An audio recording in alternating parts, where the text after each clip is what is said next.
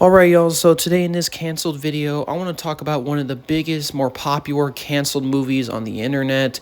One that if you're a fan of Middle-earth stuff, War of the Rings stuff, you probably have heard of. Also, in general, it's just one of the biggest what-ifs in film history. That is, of course, we're going to be talking about Guillermo del Toro's version of The Hobbit that we could have gotten in the early 2010s. Instead, of course, maybe the more infamous Peter Jackson Hobbit trilogy in the 2010s. A version of the movie that could have possibly been very different, but also in a lot of weird ways, also could have been pretty similar to the films that we got, which I'm definitely going to get into later.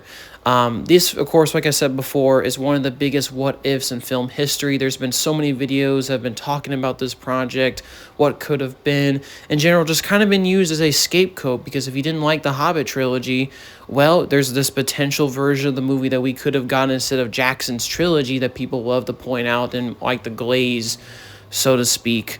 And that is, of course, the topic of this video. We're going to be talking about Guillermo del Toro's The Hobbit. Like all my other previous canceled videos, I'm going to give you my personal background on The Hobbit, the general background of this project, what this project would have contained, the differences between the final films and what Del Toro's version would have been like, why ultimately Del Toro's The Hobbit got scrapped, canceled, the aftermath of such a disaster, and of course my overall opinions on Guillermo del Toro's The Hobbit.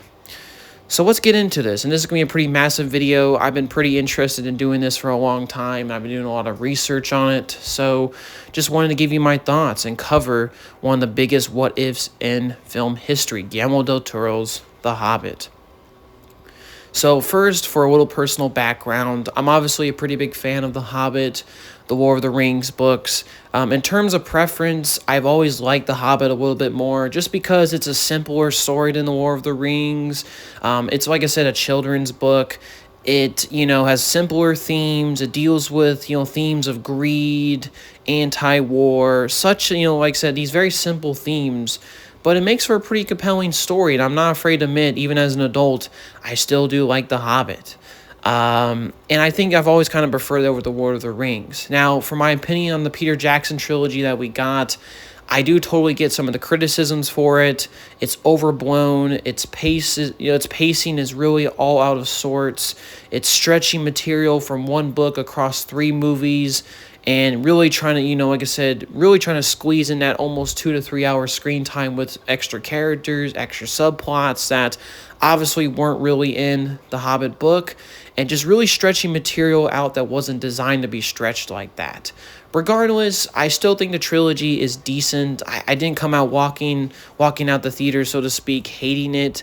But I do think they were a pretty big downgrade from the War of the Rings trilogy in terms of quality. They were just kind of a mixed bag overall. But, I mean, they weren't, like, in terms of quality, similar to the Star Wars prequels or other horrible films I've seen. They're decent, and there are a lot of good moments. So that's kind of my opinion on all the stuff with the Peter Jackson trilogy and The Hobbit in general. If you're curious about my other thoughts on the Hobbit stuff, including the 70s animated film, just check out my channel for all those reviews. Now let's get into the general background of Del Toro's The Hobbit. Now, I also really like Del Toro as a director. I really do like Pan's Labyrinth. I also am a huge fan of Pacific Rim. And there's been plenty of other films like Hellboy that I'm also a huge fan of. So I've always been very curious what his version of Middle-earth would have been. So let's get into the general background of this. Now, the story of doing a Hobbit film actually begins before the Peter Jackson War of the Rings trilogy came out in the early 2000s. Peter Jackson, who at that time in the mid-90s was basically thinking about doing another fantasy film, this eventually culminated into an idea of adapting the Tolkien books, and the initial plan was that he was going to do The Hobbit as the first film, and then the other 2 films in this planned initial trilogy was going to be, the first film, like I said, was going to be The Hobbit. It was going to be an adaptation of that book. And the other 2 movies are going to be adaptation of the 3 War of the Rings books. And he was basically going to do them all back to back and adapt the whole saga of the Tolkien Middle-earth books. And that was the initial idea for what he wanted to do. And this was at the time he was working with Miramax and, of course, the infamous Hollywood producer Harvey Weinstein. He talked with Harvey Weinstein about getting the rights to these books. And while it did take some time, Weinstein was successfully got the War of the Rings rights, I believe for about $20 million. But he was unsuccessful in getting the Hobbit film rights. Now, at this point in the mid to late 90s, Jackson, like I said, was trying to do the first film in his planned trilogy to be The Hobbit. In terms of development, we know it really didn't get too far. It probably got to maybe a treatment stage, if at that. We know that he maybe commissioned some concept art for it, but beyond those initial designs, it seemed like the project didn't get too far. Now, the very simple reason why it didn't is just because Weinstein couldn't get the film rights fully for The Hobbit. It was a weird, it was kind of a weird scenario, and I'm gonna kind of make it very simple. Apparently, they had the right to make a Hobbit film, so to speak, but they didn't have the right to distribute it into theaters and make money to a certain degree. That right actually belonged to United Artists, which was a company owned by MGM. So MGM held the right to distribute a Hobbit film. And at the time, they were going through bankruptcy, and they weren't really willing to sell the rights and didn't have the money really to co-finance a Hobbit film. So it kind of, left a weird situation, so to speak. And the project kind of remained in limbo. Weinstein couldn't get the rights to make a Hobbit film, and the project kind of died. But regardless, Jackson still wanted to do a Hobbit adaptation at some point in the future. This is pretty evident as while at the time he was making his War of the Rings trilogy in the early 2000s.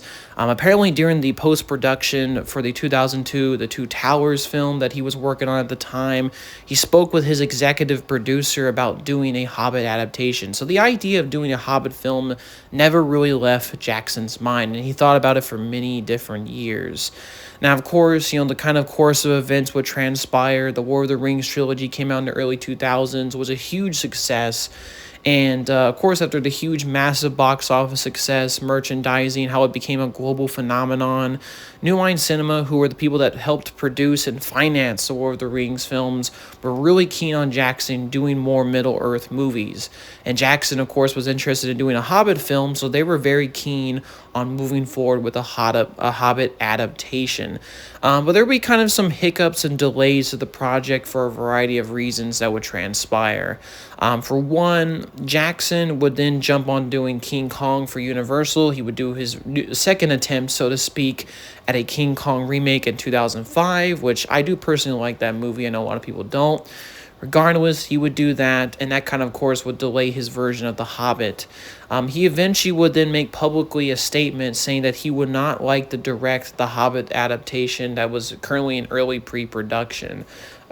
And the reason why was because he felt like he was a little bit burnt out from his experience of making the War of the Rings trilogy, the massive tasks that it was making all three of those movies, and felt like too he didn't really want to make another, he didn't really want to direct another series of movies because he felt like he would be competing with himself in a weird way, trying to top himself commercially and critically, so to speak, in terms of quality. So that's why he decided that for the upcoming Hobbit adaptations that he would just produce the films, not direct them. Regardless, he would start to formulate ideas for The Hobbit. A lot of the same team, creative designers, creative writing team, a lot of the same people who worked on the Lord of the Rings trilogy would start to assemble and work on the Hobbit films, so to speak. Now, the very early ideas for this, and I'll get into this a little bit later, was that initially they were thinking about doing just 2 films for The Hobbit. The first idea, or the first film, so to speak, was going to be just an adaptation of The Hobbit. The second film was going to be sort of a bridge film. This would have included all the plot stuff that was kind of sort of sprinkled into the Hobbit trilogy. It was going to bridge the events between The Hobbit and the War of the Rings, which if you don't know, in Middle-earth War, there's about, I think, 60 years between The Hobbit and the war and the events of the Fellowship of the Ring. So there was a lot of time gap there. And the film, basically the bridge film was going to be designed to include the Dol Guldur stuff and the Necromancer stuff, Gandalf meeting with the White Council, also the Hunt for Gollum stuff was probably going to be included there, Aragorn was going to be in it. In general, was just going to be talking about the rise of Sauron and, of course, all the events that would lead up to the Lord of the Rings trilogy. But that was the initial ideas. And these ideas were already being thought of by Jackson, who kind of coined this idea alongside his wife, Franz Walsh. and also the other writers who were working on the War of the Rings films that jumped on to do The Hobbit. Now, like I mentioned earlier, Jackson didn't want to direct these films, but as kind of early development for The Hobbit progressed, there was also another delay that would happen. Basically, in, I think, was it 2005, Jackson filed a lawsuit against New Line Cinema.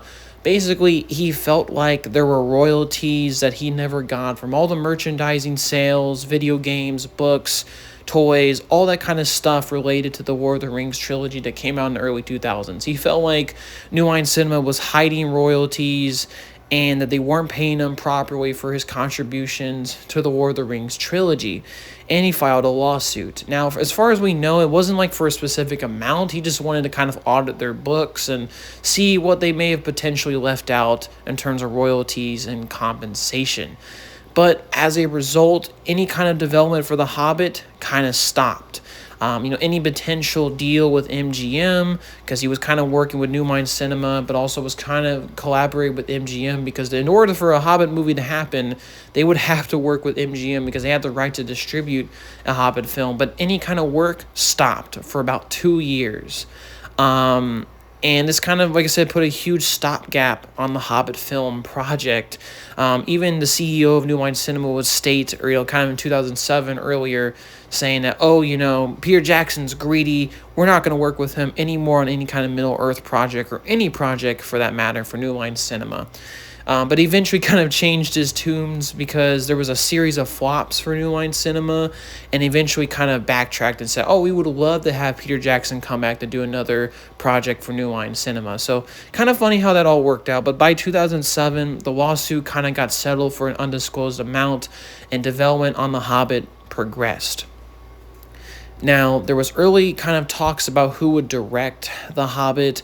Believe it or not, New Line Cinema, who at this time was getting merged with Warner Brothers, but also, like I said, this was going to be kind of a co-financing deal with MGM because MGM had the right to distribute a Hobbit film. But believe it or not, in terms of directors, potential directors, there was early talks in 2007 for Sam Raimi to come on and do The Hobbit, which is kind of a crazy idea. I mean, can you imagine Sam Raimi's Hobbit? Kind of crazy stuff. But Peter Jackson kind of got a more of an idea of who he wanted to come and direct the film, and eventually settled on Guillermo del Toro to direct The Hobbit, which was officially announced in 2008. Now, there was kind of initial talks, and there was many kind of back and forth discussions with Del Toro about doing it. Apparently, his first meeting with the writers and Jackson about doing it included also the idea of doing the Don Godor subplot, and the other ideas for the bridge film, and the initial idea of doing one Hobbit film, and then the second film would be a sort of bridge film between The Hobbit and the Lord of the Rings trilogy. And they would initially have video conferences because Del Toro would live in LA. He would go kind of video conference and then eventually go fly back and forth to New Zealand to start the work on the project. And eventually, of course, would kind of move there, and basically in 2008 would become officially the director. Now, Del Toro was a kind of interesting choice for it. I mean, he just came off the kind of sad, modest success, kind of a little bit of a bomb, so to speak, that was Hellboy 2, even though I really like Hellboy 2, but also Pan's Labyrinth. And he was a pretty interesting choice to get to do the Hobbit trilogy, or not the Hobbit trilogy, but the Hobbit films. And, kind of an interesting choice, to say the least. I'm sorry, I cannot speak today. So yeah, Del Toro was hired on as director for the Hobbit, the 2 Hobbit films, and Peter Jackson would be involved with producing it. So very much, he wasn't directing, but his presence was very much felt. Now, the kind of agreement was that Del Toro would be visually doing his thing. He would design the world of the Hobbit the way he saw fit for the most part. Casting decisions were kind of more influenced by Jackson. He had really the final say on all that stuff. And in general, it's kind of the general disagreement, if not agreement, with the film as the pre-production started.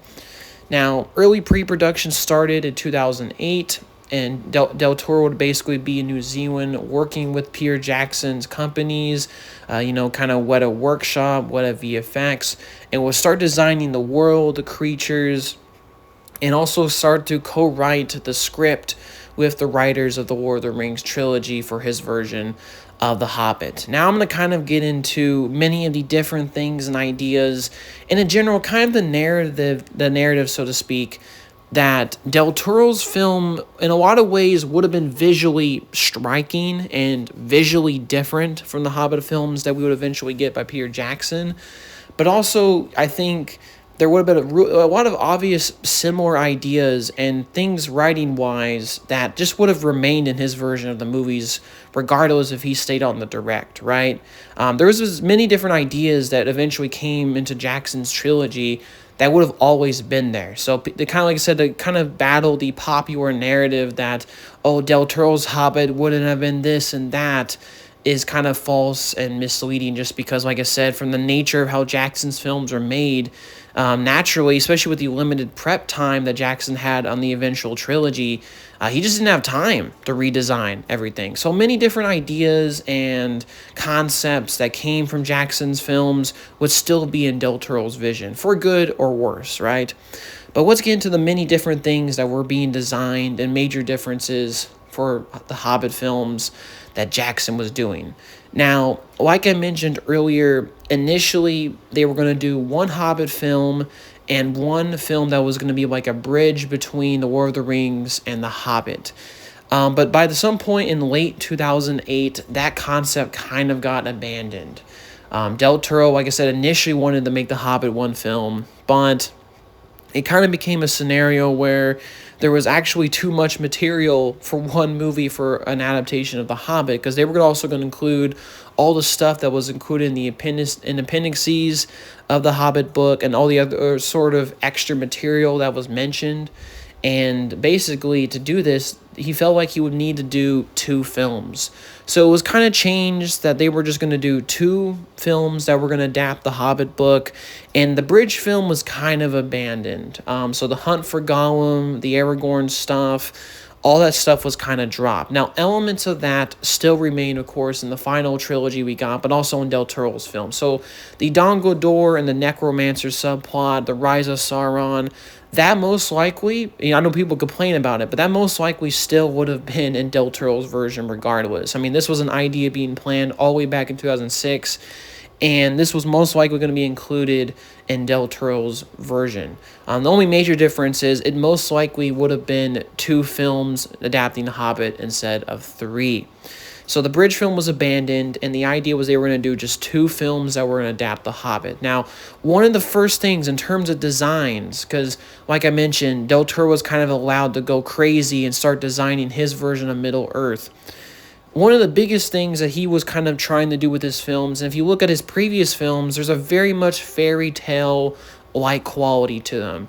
And this was even described by one of the writers of the film later on, talking about Del Toro's version. This version of The Hobbit would have been very much a fairy tale inspired world. It would have been very much, kind of hardcore fantasy. The kind of initial idea was that he was going to basically have Bilbo's journey be presented as sort of a fairy tale-like quality. In the beginning of the film, Bilbo's journey, there was going to be this very much light innocence to the character. He was going to be kind of unscarred by the harsh reality of the world. The world itself, including, Bag End and other locations, of course, that we saw in the Lord of the Rings films, would have been heightened in their fairy tale qualities. But as the journey of the Hobbit and the events of the book would transpire, Bilbo would become more hardened and disillusioned by the world. In general, he would just be disillusioned by the harsh reality, by the death, of course, the concepts of war, this idea of loss of innocence, which has always been kind of present in Tolkien's work, just because if you didn't know, Tolkien was actually a World War I veteran. And a lot of soldiers that went into that war had this idea that the war was going to be a brilliant, romanticized version of war, and the harsh reality came really straight to their face, with trenches, with hundreds of thousands of people dying on the front, and ideas of loss of innocence were also present in the Tolkien work. And really, Del Toro wanted to present that visually and with the character arc of Bilbo in his version of the movie. So the film, like I said, would have been really much present in these ideas and the journey of Bilbo from being this very much like I said, unbothered, really much lighthearted character to this darkened, really grizzy, mature, hardened, if not even traumatized person by the end of the story. Kind of described as a PTSD victim coming back, from war, so to speak, by the end of the film. So that was kind of an element that we got in the Peter Jackson trilogy, but albeit not as, I guess, defined or as really present, so to speak.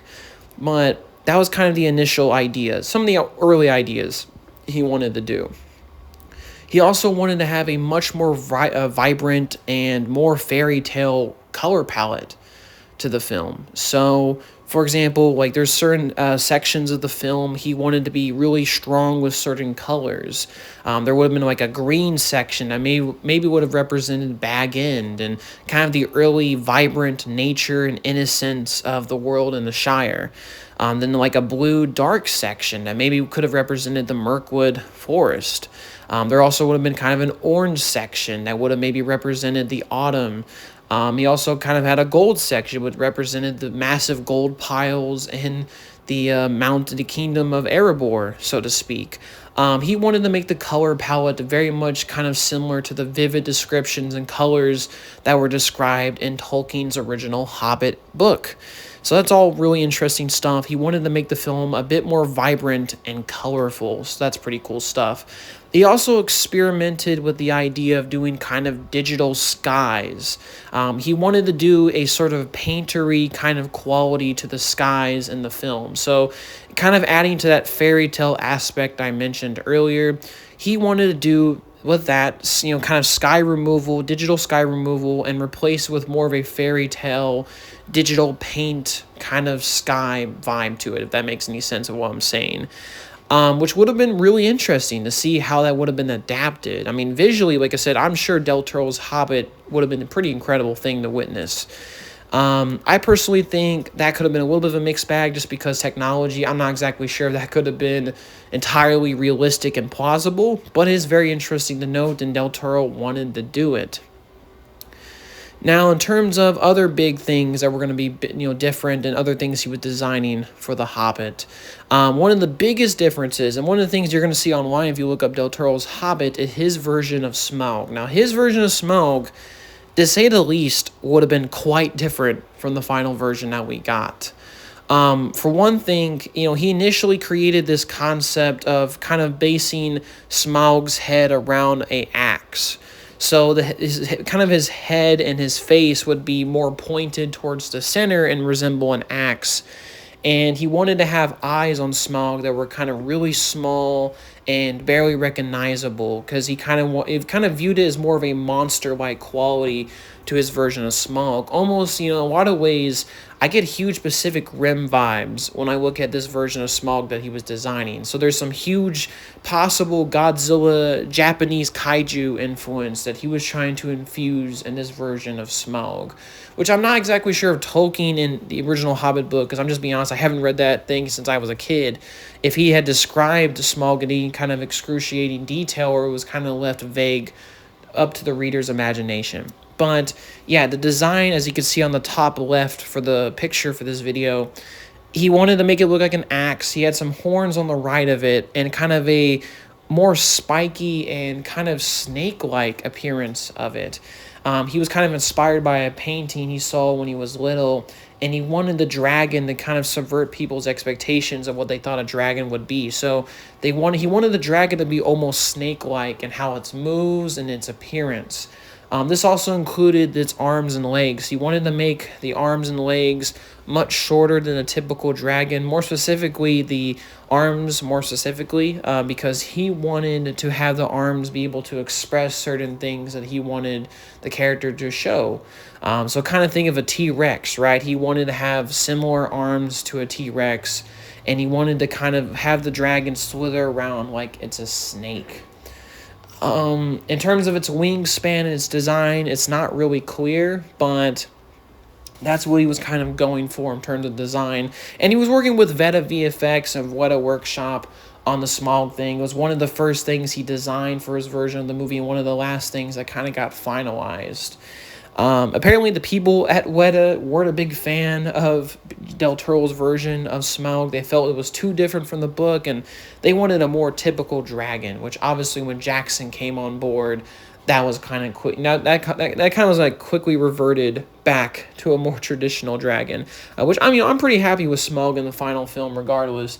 But yeah, this would have been a wildly different version of Smaug if Del Toro got to make his film. So like I said, much more kaiju. If not, you could say you draw a lot of similarities to Pacific Rim.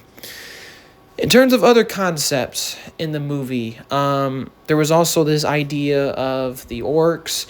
He wanted to have more of a violent nature to their armor. Now, like I said before, there are pieces of concept art for this version of the movie. It is kind of unclear whether this was during Del Toro's time on the project or Jackson's time on the project. Most likely, since Jackson didn't have like a lot of time to prep these movies, most likely a lot of this concept belongs to Del Toro's version of the film. But like I said, it's a little bit unclear. But the orcs, on the bottom left, he wanted a much more spiky and kind of erratic nature to their armor and design, which I think looks frankly cool and very much Del Toro in style. Also, he apparently wanted the wolves, so to speak, or the creatures that the orcs would ride, to be a little bit different from Jackson's film. He wanted to kind of get away from the Nordic interpretations that kind of present these creatures as hyenas and go for a more different take on them. So we really don't know what these would have been. They could have been entirely different from what Jackson did in his trilogy. He also did kind of, fully designed the lake town that we see in the Hobbit book. And basically, like I said before, there's many ideas from Del Toro's time on the movie that basically made it to the final film. This is basically one of those. Lake Town was pretty much designed by Del Toro. It has this very much fairy tale, kind of almost Tim Burton distortion kind of vibe in terms of his design and architecture. And most of that pretty much remained intact when Jackson went on to direct the film. So Del Toro's Lake Town did kind of make it into the final movie. There's also a few other pieces of concept art and designs that he was kind of working on with this version of the movie that he was doing. For example, when Bilbo would sneak up on the trolls in that part of the Hobbit book, the trolls were a bit more distorted in their faces and their designs. Maybe even a little bit more, I guess, gross and distorted looking in the final film. And also the trolls would have been seen with tons of luggage and personal carry-on items and belongings, showing that, they're traveling and they're carrying a lot of stuff with them, which is a very fascinating idea, and I kind of wish made it to the final film.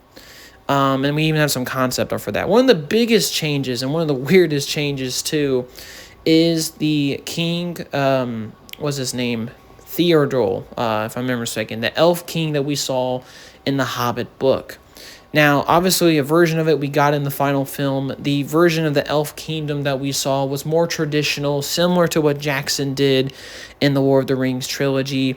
Del Toro wanted to do something entirely different. There was some concept art he did with Weta that shows Theodore meeting with Thorin. Obviously, a scene that we did get in the final movie. But his version of his kingdom, his throne, is wildly different. It almost looks very similar to the Golden Army in Hellboy 2. The elves would have been chalk white in their skin. Their whole kingdom would have been red with this kind of sort of, nature, kind of fungus-like design to everything, and look entirely different from what elves looked like in Peter Jackson's trilogy in terms of design and architecture. Like I said, very similar to the Golden Army and Hellboy 2, which I think on one hand that could have been cool, but on another that also would have been weird and really different in a lot of areas. But like I said, that was one of the biggest changes visually Del Toro was going to do for this movie. There's also many other things that he was working on as well that would make it to the final film. For example, the Mirkwood Forest is pretty much similar to what Del Toro had envisioned for his version of the movie. He pictured a very much fluorescent, bright, colorful version of the forest, and also very much distorted and, very much fairy tale-like in terms of design and quality for his design of the forest. And That's basically what we got in the final films. The only biggest difference is, even Jackson himself noted, they basically toned down the color completely for the Mirkwood Forest. But it's pretty much how Del Toro had envisioned it.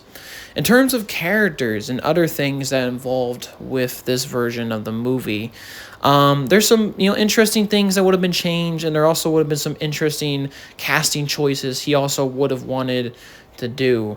For example, one of the biggest infamous parts of the Hobbit trilogy was the female elf character that they introduced in the trilogy. People didn't like her character that much, but believe it or not, even in Del Toro's version of the movie, that would have remained so. She would have been in the film. It was actually an idea that was actually co-created by Del Toro and one of the writers of the War of the Rings trilogy. The idea was they wanted to have more female representation of the War of the Rings, or the Middle Earth, so to speak, and felt like they can create a strong female character. It was initially thought of that this character would possibly be someone in Lake Town, possibly a wife to Bard, one of the characters in the Hobbit book, kind of his wife. But Del Toro kind of went against this and felt like, oh, you can't have a strong female character if she's a wife to someone or some husband or something. I don't know. And I mean, that's a weird statement to make, but I don't know. That's what they thought of. Eventually, it was decided they would do an elf. Now, one of the biggest changes that was made for Jackson's movie was that this female elf character was actually in a relationship with a elf lord in the Kingdom of Theodril, which is a massive difference, because apparently when Jackson came on to direct the trilogy of films, or the Hobbit films, so to speak, one of the rewrites that he did was he actually changed the female elf's relationship to one of the dwarves in the company of the 12 dwarves, so to speak, in the Hobbit, which I believe his name was Keeley. Which, of course, is one of the more infamous and personally one of my least favorite parts of the trilogy. One of the worst parts, to be honest with you. So, that's one of the cool things that Del Toro's version most likely was not going to have. So, that was definitely a good thing that Del Toro was not going to have that in his version of the movie. Now to kind of get into some other things that were in terms of design and other artistic sort of impressions and things that he wanted to do with his version of The Hobbit that I thought were really fascinating. A lot of things that I've seen a lot of videos talk about this, but the idea that apparently similar to the Hobbit book itself, the Battle of Five Armies might not have appeared in Del Toro's version of the movie. Now, if you've never read the book, basically what happens in the book is that right before the battle happens, when some of the army shows up, Bilbo gets knocked out, and he misses the entire Battle of the Five Armies, and he basically gets told by others what happened, what transpired in the battle. This was done by Tolkien because he hated many kind of glamour and glorifications of war, sort of romantic notions of conflict and battle and death, and he always wanted to kind of avoid that in his Middle-earth books, and this is especially present in The Hobbit. And it's been really speculated that in Del Toro's version, he wanted to do that as well, that basically we might not have seen the Battle of Five Armies in his version of the movie. Now, it's only speculated. There's kind of contradicting evidence. Most likely, though, and this might, like I said before, hurt some people's opinions of this film, most likely the Battle of Five Armies was going to be in this movie, or at least in the planned duology of the films. Jackson, studio and company wanted to have the battle there, and even other elements of like the fairy tale aspects of the story, Del Toro wanted to change. And one of the things that he did kind of want to change was the idea that Bilbo got knocked out and missed the entire battle. That was one of the things he kind of thought about changing. So, like I said, it's very well possible that it could have been more accurate to the book if he directed the film, but most likely the Battle of Five Armies would have been in this film. And, Bilbo most likely would have been knocked out, but it wouldn't have impacted our viewing of the battle, similar to, of course, the final trilogy that we got.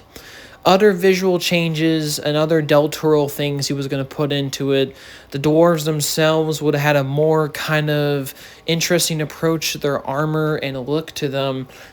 And one of the weirdest things that he wanted to incorporate in the Battle of Five Armies was the fact that the dwarves would have had some sort of firearms. They would have had some sort of guns. weapons, so to speak.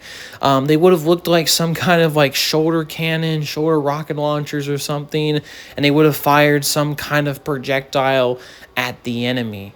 Personally, I find that really weird and strange for a Middle Earth Tolkien inspired adaptation of those books, just because Tolkien was so against technology and his world is very much grounded in fantasy and medieval like tropes.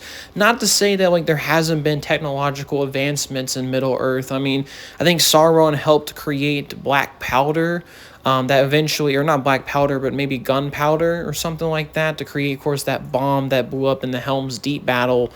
But, Del Toro wanted to take that a little bit of a step further and wanted to give the dwarves basically some sort of muskets, guns in the battle of the five armies, which I'm not sure about that one, mate. But yeah, that's what he thought about doing. He also wanted to also make Erebor a bit different than the final film. And that, what I mean different, is that he wanted to kind of include gears, other mechanical aspects to them. He basically wanted to make the Kingdom of Erebor steampunk in design. He wanted to have all these weird mechanical aspects to it and give it a very much steampunk-like quality to it. So really different from what Tolkien described in, of course, the version that we got in Jackson's film, which had elements, I would say, of the mechanical steampunk aspects in terms of design, but heavily toned down and obviously more medieval and I guess you can call it primitive in nature. So yeah, my thoughts on a steampunk-inspired Erebor in terms of design and look. I personally do not know how to feel about that, just because, like I said, it kind of goes back to the theme of mechanization. Tolkien's world was very much grounded in medieval tropes and fantasy. They kind of introduce weapons and kind of introduce steampunks and machines and gears. I do not know how to feel about that. But yep, that's one of the visual quirks and things that Del Toro wanted to kind of put into his version of The Hobbit. And now for the more interesting parts of how they were going to shoot all this and the production of it. Well, for one thing, Del Toro's version of The Hobbit would have been shot in New Zealand. They would have used, of course, Jackson's Weta Workshop, Weta VFX, Jackson's, some of the studio sets that he saved from The War of the Rings, also the post-production and the sound and all that stuff that Jackson used in the War of the Rings series. So yeah, all those elements wanted to be there as well, but also with a lot of Del Toro films, Del Toro also wanted to include a lot of practical elements to it, which obviously is a quite contrast to the Jackson trilogy that we got, which was much more full of CGI than his previous War of the Rings trilogy. Like I said, Del Toro in a lot of his movies has an eye for practical effects and always loves to include them in his films, and this would have been no different from his version of The Hobbit. There would have been tons of practical things in his films. He made many comments talking about how he wanted to use extensive use, so to speak, of animatronics. And of course, we can kind of only speculate what those could have been, but he could have used animatronics for maybe portions of Smaug, or of course the trolls, or of course some maybe bigger versions of orcs. Who frankly knows? And this also could have included many other creatures and stuff, and there also would have been tons of makeup and prosthetics used in this version of The Hobbit as well. But this film would have had more of a practical touch to it than what the Jackson films ended up being. So yeah, like I said before, he already made comments. He wanted to use animatronics, and, he also wanted to use extensive use of practical effects, which obviously is a keen thing that he used in previous films. And this would have been no different with The Hobbit, so that's a very interesting thing to note. Now let's finally get into some casting and characters that would have been in this version of The Hobbit, because there are some pretty big differences in what we eventually got in the Peter Jackson films and what Del Toro's Hobbit could have possibly looked like. Now, in terms of the title role, Bilbo Baggins, obviously the main character of The Hobbit. Well, there were kind of many interesting ideas for basically who's going to portray Bilbo in the Hobbit films. Initially, it was thought of that the actor who played an older Bilbo Baggins in the War of the Rings trilogy could come back to reprise his role as Bilbo in the Hobbit films. The idea is that apparently this was around the time The Case of Benjamin Button came out, which was directed by David Fincher. It's famous because it used de-aging technology and aging technology to kind of make Brad Pitt look way older than he actually was at the time, and it was seen as a revolutionary step in VFX and kind of VFX involving aging and human and stuff. And they were thought, like I said, they initially thought they could do the same thing with the actor who played him in the Lord of the Rings trilogy, that they could basically de-age him, and I guess, like I said before, use him as for these Hobbit films. And this kind of goes along the notion that for the casting of this film, a lot of the Lord of the Rings characters that were going to appear in these Hobbit films, Del Toro wanted all the original actors that he could get to come back to these movies. And this kind of lines up with what they were thinking. Now, the actor who betrayed Bilbo in the Lord of the Rings trilogy kind of turned down the offer to come back because he felt like, he couldn't do all the physical stuff. He couldn't be, physically demanding enough for this role. Basically he couldn't reach up to the limitations of what a younger Bilbo could actually be, and he couldn't match up to that, which totally makes sense. And I think it was a smart thing that in the final film, he, only shows up in a very brief moment and offers narration. And I think it's probably a great thing that they didn't do the de-aging thing. They could have ran into a similar problem with what happened with Martin Scorsese's Irishman, which you've never heard of that movie. It was famous because Robert De Niro was in it. They de-aged him, and it showed him throughout his life. But the problem was that they, in the process of de-aging De Niro, a younger De Niro in the kind of the nature of the movie would move around like he's an 80-year-old man. It doesn't make sense, right? A 30-year-old man doesn't walk around like he's an 80-year-old man. Kind of one of those weird criticisms of that movie, but I'm glad they didn't go with that route. But yeah, while the original actors, Del Toro wanted them to come back, and he also approached many of his frequent collaborators for possible roles in the film. Ian McKellen, who obviously famously played Gandalf, early on signed on as Gandalf, so he would have been obviously Gandalf for this version of Del Toro's version, so to speak, for The Hobbit. He also, during the production of Jackson-produced The Adventures of Tintin, asked Andy Serkis if he would like to come back with Gollum, and he always intended that Gollum would be totally VFX and digital. He kind of made a famous comment, if it ain't broke, don't fix it, which is entirely true. He was going to let Gollum be exactly how he was in the Lord of the Rings trilogy, but he basically asked Andy Serkis if he basically wanted to come back to play Gollum, and I think he said something sort of the lines of, yes, I will love to be involved, and I'll be involved with this version of The Hobbit. And then, of course, like I said before, it's kind of unclear how many other actors were approached. There's kind of a rumor, Viggo, the guy who played Aragorn in the Lord of the Rings trilogy, famously, was apparently approached to play Aragorn. And like I said, there might be some truth to that. Apparently a producer, I think, did approach him about it, but obviously none of that happened. And of course, the idea of the bridge film, which would have included the Hunt for Gollum storyline, was just kind of dropped pretty quickly early on in the pre-development for The Hobbit. So obviously that never turned around, but I still wanted to mention it. Now, for other characters that he wanted to cast, there were some early casting decisions and ideas for roles. A lot of frequent collaborators Del Toro brought on to work on this movie. He actually brought on the cinematographer that he worked on in previous films to come on and basically be the cinematographer for The Hobbit. He also brought on some concept artists that he worked with previously, including the guy who does the artwork for the Hellboy comics, to come in also and work with Weta to do concept art and help visualize looks for the Hobbit film that he was going to be working on. He also brought in some frequent actors that he has worked with, the first of them being Ron Perlman, which obviously, him and Del Toro are always working on stuff together. Famously, he played Hellboy in the 2 films that he directed. But early on, Ron Perlman was actually offered a variety of roles in The Hobbit, the version that Del Toro was going to be making. He was initially approached to be Thorin, but he kind of turned that down.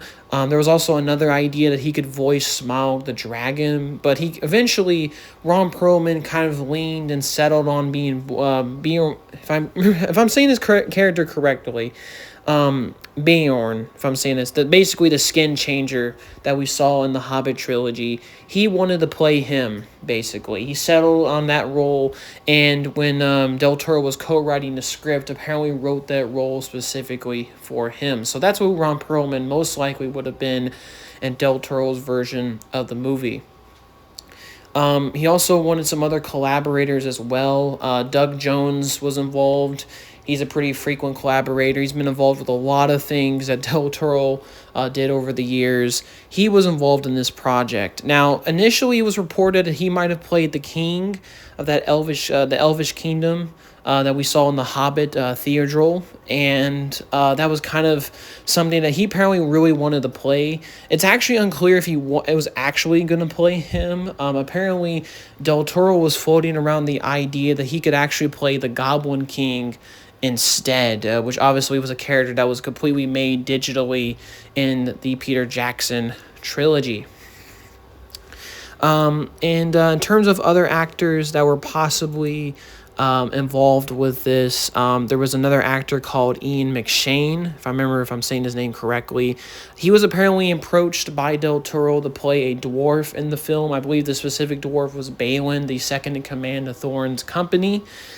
And, that's a very interesting choice. I mean, Del Toro made comments saying that he would be the perfect dwarf. And I think in the future, in one of the previous Snow White films, he got to play a dwarf in one of those. But yeah, he was actually approached to play Balin in this version of The Hobbit. And then in terms of other casting decisions, there was another actor that they thought about using for Thorin. Like I said before, Ron Perlman was initially thought of to basically do that, but I'm trying to look up the actor's name really quickly. Trying to see it real quickly. I think his name, I'll probably remember it a little bit later, but he had another actor in mind for Thorin, and it was kind of an interesting choice. Now, in terms of other actors that were actually cast for Del Toro's version of the movie, Sylvester McCoy was cast as Radagast, the wizard, which, believe it or not, he was actually auditioning to play Bilbo way back in the Lord of the Rings trilogy. But Del Toro actually hired him on to play Radagast, and he actually had a pretty interesting design choice, and he looked pretty different in the concept art under Del Toro's 10 years director than what we got in the final film. And this was actually one of the few holdovers from Del Toro's version that made it to the final film. Jackson just liked his choice and casting as Radagast, and he was kept on board for the trilogy that Jackson would eventually direct. What else? They also talked about other potential choices for Bilbo. Now, like I said, the actor that they originally wanted was the same guy from the Lord of the Rings trilogy. That didn't work out. And they basically looked at other choices. And early on, it was thought of that James McAvoy was going to be a possible choice for Bilbo. And that's a really interesting choice. I actually think that would have been not so bad. I think he could have done a good Bilbo, but he was early on thought of to be Bilbo, possibly under Del Toro's time. But he eventually, James McAvoy, kind of sort of bowed out from the project. I felt just he wasn't right for the role. And then Martin Freeman was kind of brought on after that to become Bilbo. And one of the writers of The War of the Rings, she actually saw him at the BAFTA Awards in 2003 and apparently met him and thought he would be really great for Bilbo. And the idea of using him for Bilbo had already been kind of in the minds of some of the production team and writers and directors. And he was eventually cast as Bilbo in the War of the Rings or not the War of the Rings, but the Hobbit trilogy, which in my personal opinion, he was perfectly cast as Bilbo. I mean, he was actually the best casting of that entire trilogy. Like, he was fantastic. So no complaints from me on that front. And even though it most likely in Del Toro's version, he also would have been Bilbo as well, which later on Del Toro would, support the decision casting-wise to bring him along for Bilbo. And yeah, like I said, there's also other interesting things in terms of design and character designs that also would have been weirdly different from this version of The Hobbit. For example, the idea for some of the costumes. One of the weird design choices they designed for Thorin was that initially he was going to have a design that was going to have like a helmet of sorts that was going to feature horns. That was kind of quickly changed just because it looked a bit silly. Even one of the Del Toro's costume designer that he brought on to work on this film, which was kind of another one he worked on in previous films, she designed a helmet, so to speak, that had kind of like horns kind of engraved into the helmet. And that was apparently looked at by Peter Jackson, a possible design choice for Thorne, but also possibly the army of dwarves in the Battle of the Five Armies. But Jackson kind of disregarded it because it looked really silly.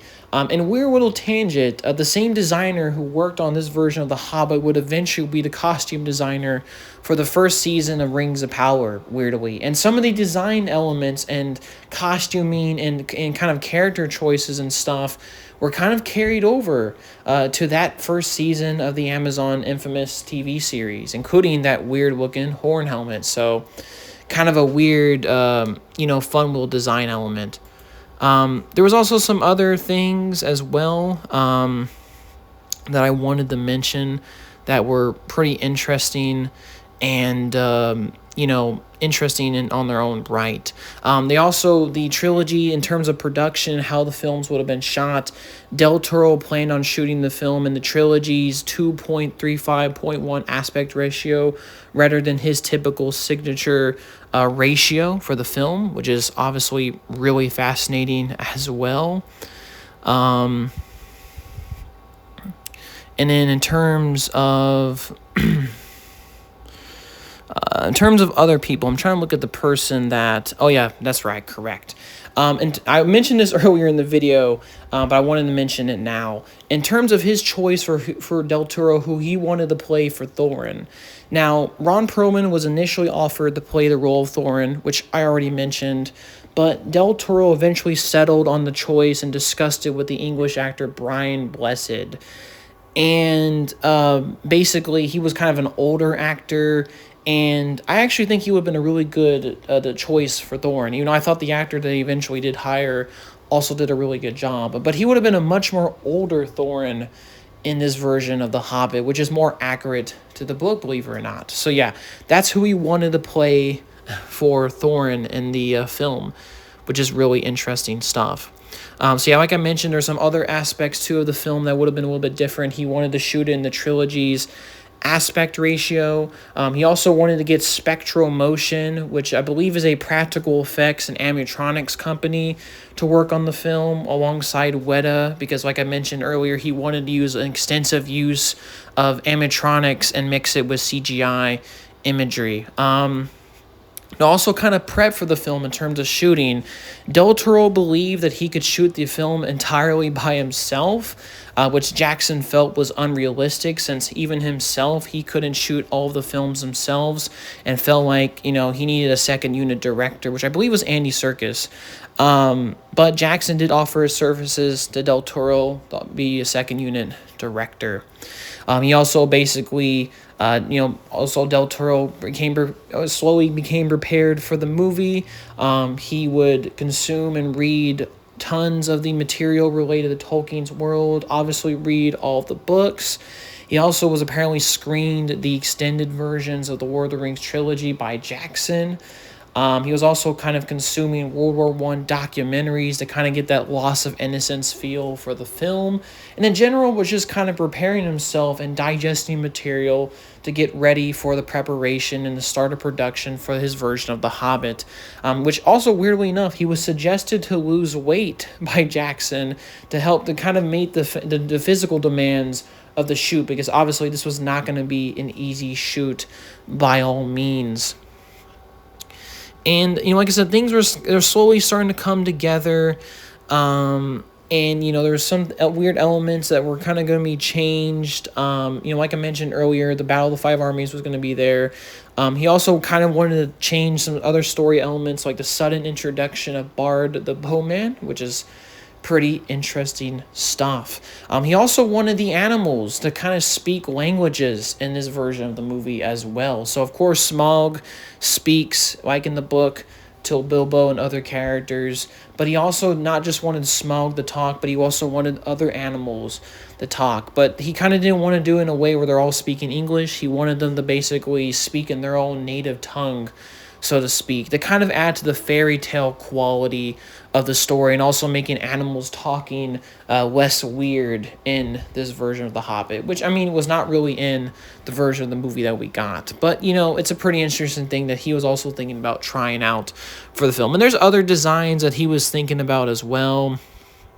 Like, for example, there's some different designs for the elves in terms of their shields, their armor, and other design elements. Obviously, in general, like I said, it just would have been a Del Toro film and just would have been wildly different. Now, I kind of went on this very long tangent. I basically told you all the information I was able to discover about what Del Toro's version of The Hobbit would have been, and all the little bit of pre-production and work that was put into it. Now let's get into why the film ultimately collapsed, why Del Toro ultimately left the project, and why his version of The Hobbit died. Well, Del Toro was full in on this film. He was kind of famously, he would start to work on the script with the writers of The Lord of the Rings. He would start to slowly co-write and rewrite the script. Revisions to the script are happening constantly. And he basically put in almost 1.5 to 2 years of pre-production work on The Hobbit. From the time he got signed on in 2008 to the time he left, which was in 2010, he put in a lot of work in the design language of The Hobbit. This included, like I said, half the day he would spend script writing with the writers of The Lord of the Rings. The other half of the day he would work with other people, kind of defining visual aspects of the film and presenting designs and working with Weta on all this kind of stuff. And, like I said, was full on to production with it. And they were anticipating the start of production and eventually filming for the films. They were starting to become ready to go. We're waiting for the green light, so to speak, on his version of The Hobbit. And there was kind of many other different things that eventually caused this film's collapsing. In the background, The Hobbit was being made while the film was in deep pre-production. The Hobbit was kind of entering a really precarious phase because of the studios involved that were financing this version of The Hobbit. So what happened was, and I mentioned this earlier in the video, Warner Brothers and New Line Cinema merged, and by 2008, they were going to co-finance a film with MGM because obviously they held the right to distribute. And they were about to close in on a deal to basically finance and get the production of The Hobbit rolling.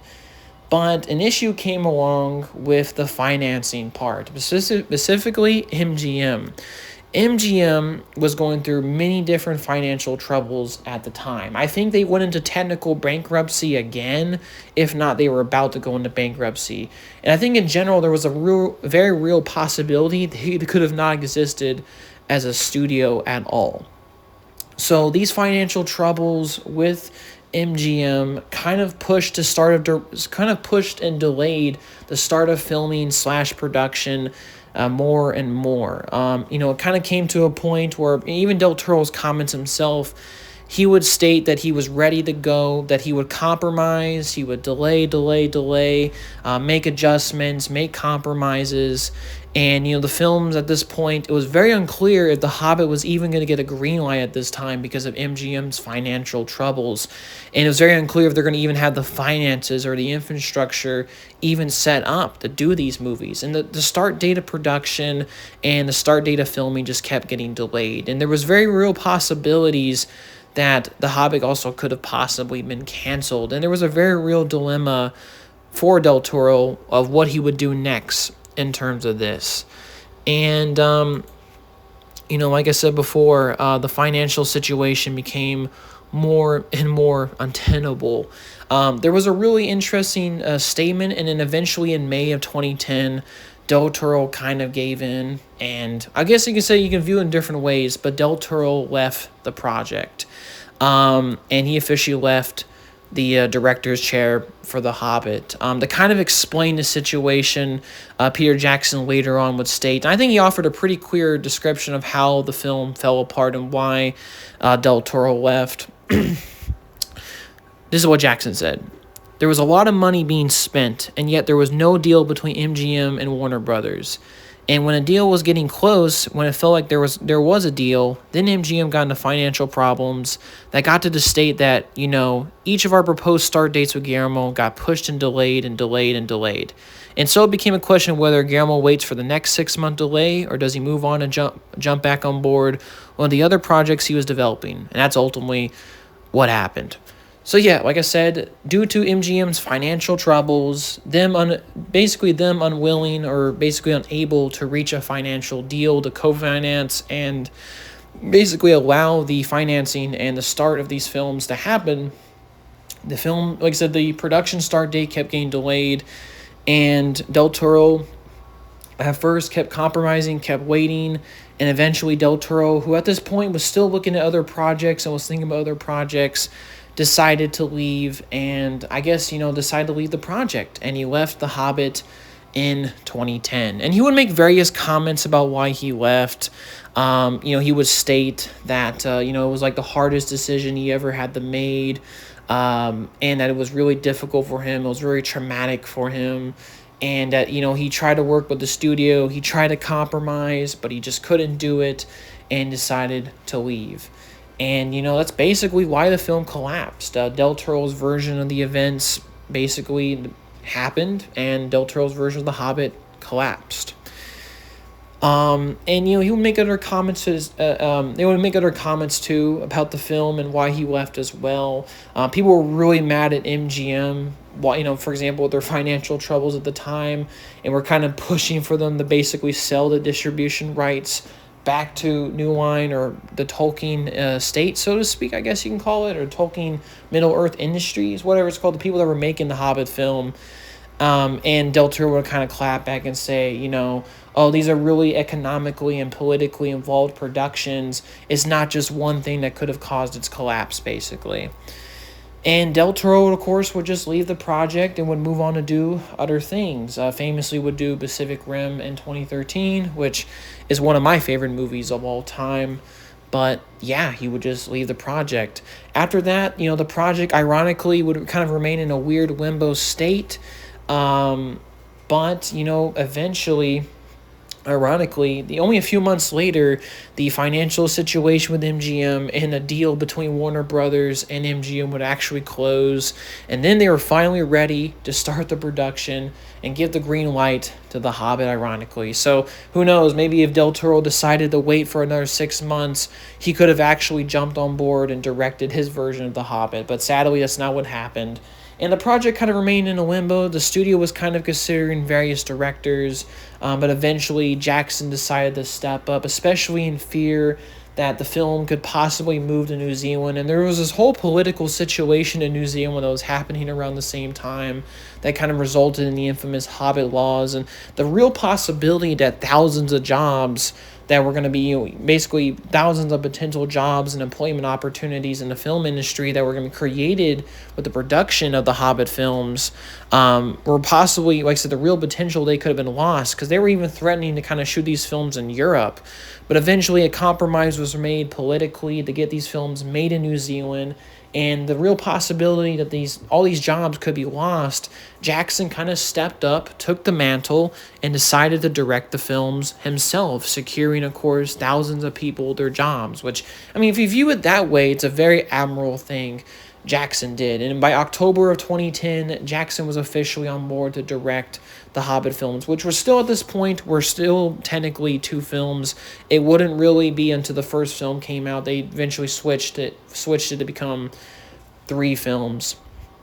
But unlike the fact that Del Toro had almost 2 years to prep and pre-production for his version of The Hobbit, Jackson really had none of that. I think he only had like 3 months or only a few months from the studio to prep and do some previs and pre-production for his version of the movie.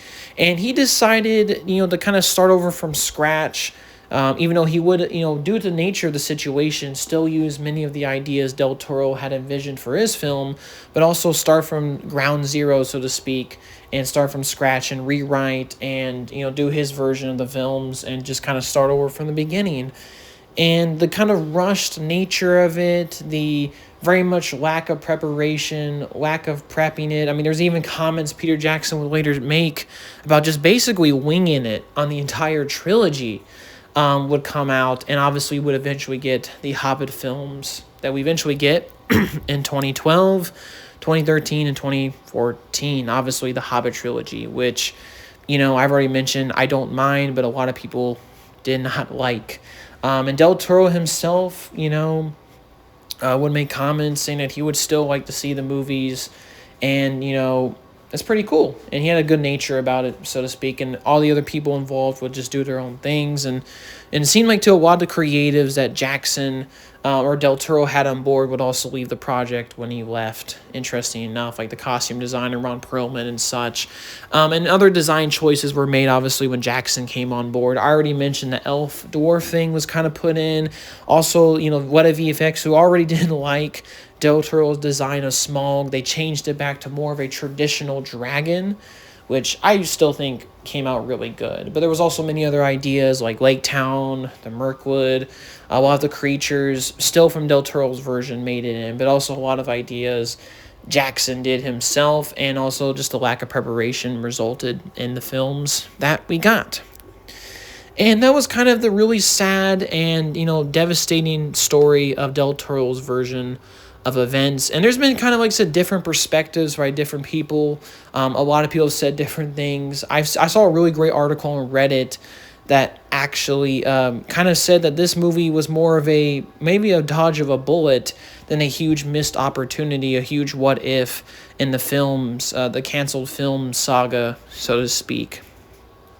He also kind of made a comment saying, like, Del Toro was known as the king of canceled movies, which he kind of is. Here's been so many movies that he's been connected to, and, he just never made. And it's kind of fascinating enough. I also, a little bit of a side note, I don't know if I already mentioned it, but Del Toro was also involved with Jackson on another canceled movie. He was actually initially co-writing a potential Halo adaptation, the video game, with Peter Jackson producing it. And he kind of had a lot of weird ideas with that one. Like, he wanted to give Master Chief a twin brother and this and that. And he was the potential to direct it as well, but that eventually never happened, which I personally think was probably a good thing.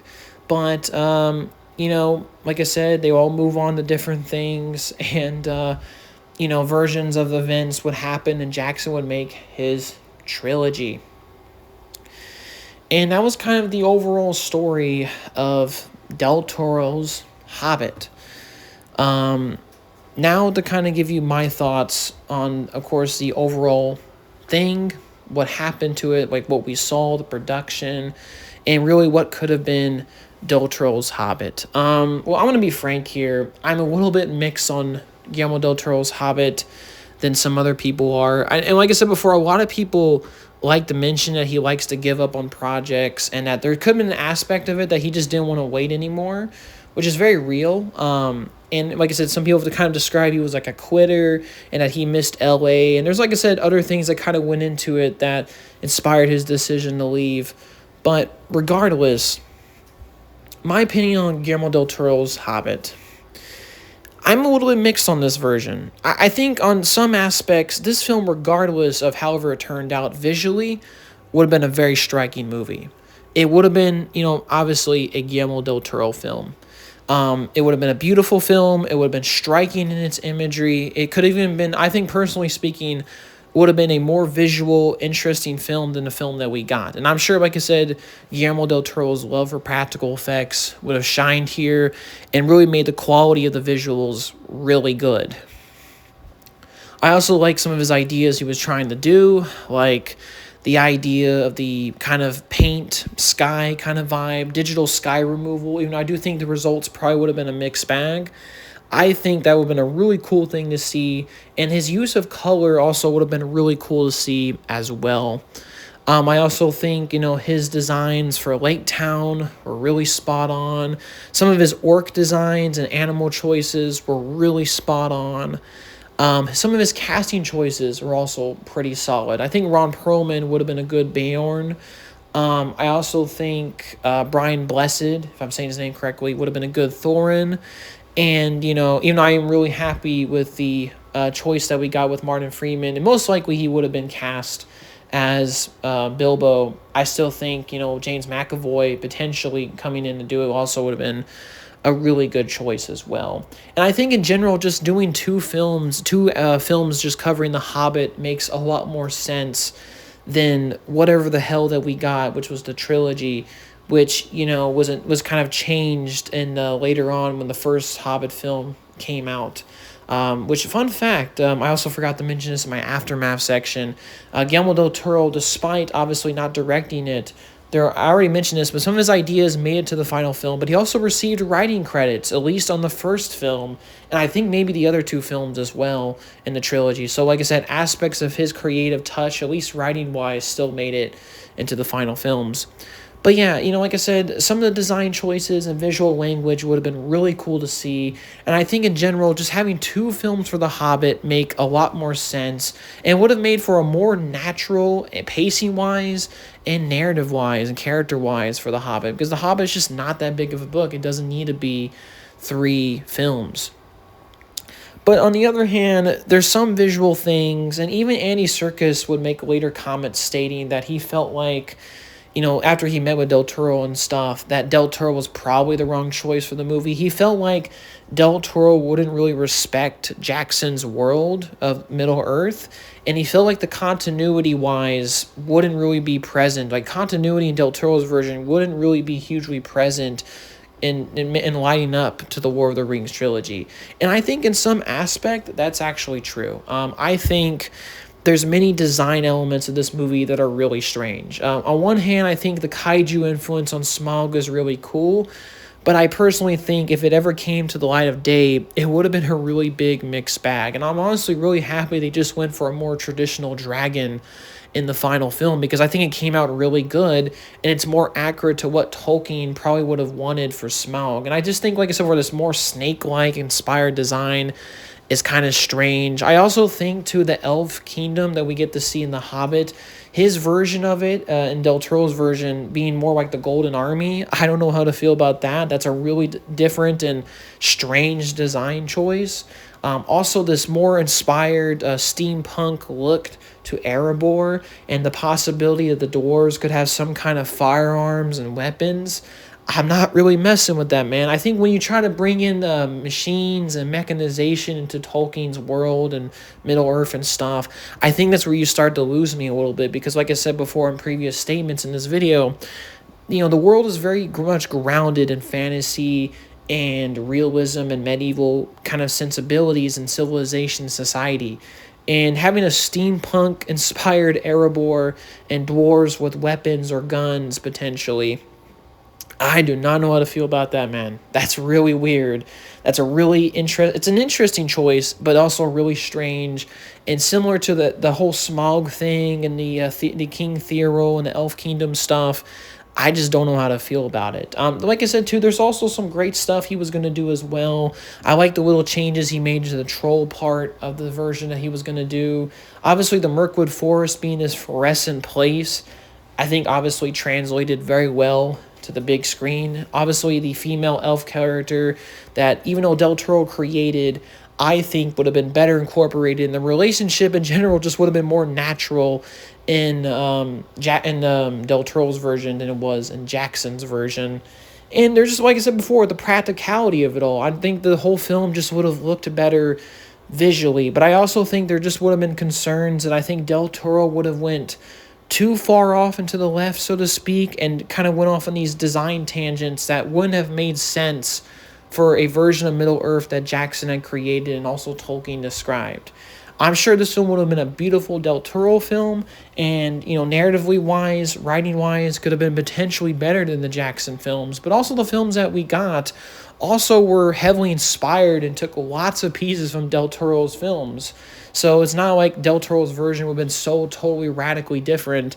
There's been many design elements that would have been, carried over and still made it to the big screen. I just think, like I said before, it's a little bit of a mixed bag. I think on one hand, I think overall it might have been a better film experience than what we got in the Jackson trilogy.